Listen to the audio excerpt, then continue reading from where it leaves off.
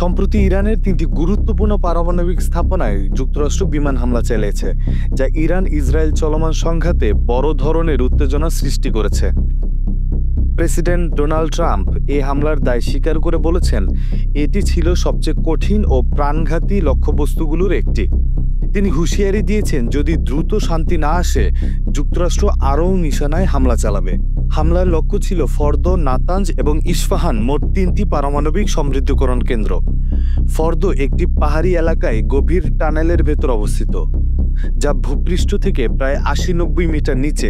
এই জায়গায় আঘাত করতে হলে যুক্তরাষ্ট্র GBU-57 ম্যাসিভ অর্ডিন্যান্স পেনিট্রেটর বা বাংকার বাস্টার বোমা ব্যবহার করে, যা কংক্রিট ও মাটি ভেদ করে গভীরে বিস্ফোরণ ঘটাতে সক্ষম।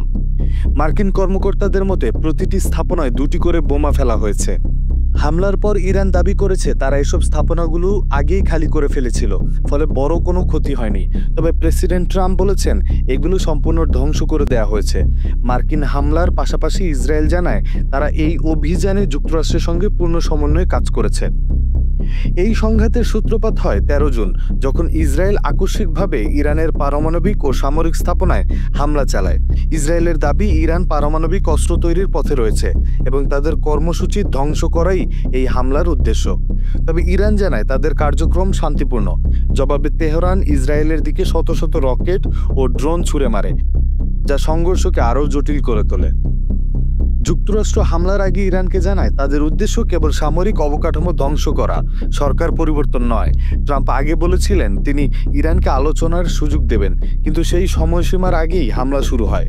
ইরানের পক্ষ থেকে জানানো হয়েছে, ইসরায়েলের সঙ্গে সংঘাতের ইতিমধ্যে ২০০ জনের বেশি নিহত হয়েছে এবং ১২০০ জন আহত হয়েছে।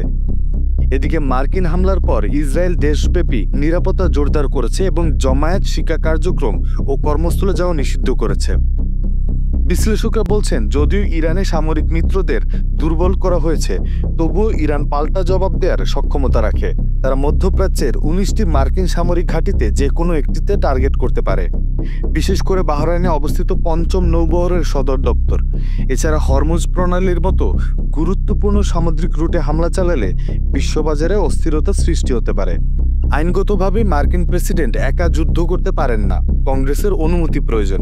তবে প্রেসিডেন্ট সশস্ত্র বাহিনীর সর্বাধিনায়ক হিসেবে কংগ্রেস ছাড়াই সামরিক অভিযান পরিচালনা করতে পারেন। ২০১৭ সালে ট্রাম্প সিরিয়ায় হামলার সময়ও কংগ্রেসের অনুমতি নেননি। বর্তমানে কংগ্রেসে তার ক্ষমতা সীমিত করার একটি প্রস্তাব উত্থাপন করা হলেও তা কার্যকর হতে আরও সময় লাগবে। এই সংঘাত মধ্যপ্রাচ্যের আরও বড় যুদ্ধের ইঙ্গিত দিচ্ছে, যার প্রভাব আঞ্চলিক রাজনীতিতেও বৈশ্বিক নিরাপত্তায় পড়তে পারে।